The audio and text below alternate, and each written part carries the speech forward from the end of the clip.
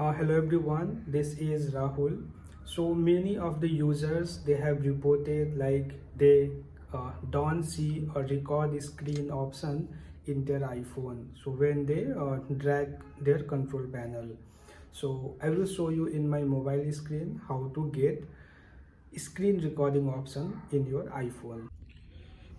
So I will go to settings and control center.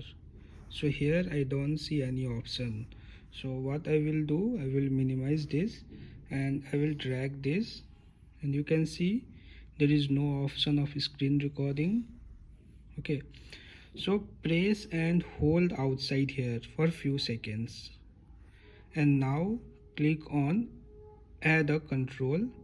So here you will find the option. Here you can see screen recording.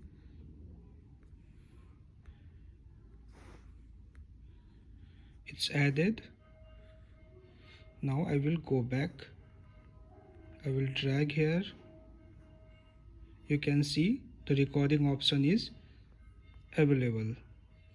So in this way you can enable a screen recording in your iPhone. So I hope you will find this video useful. Thank you.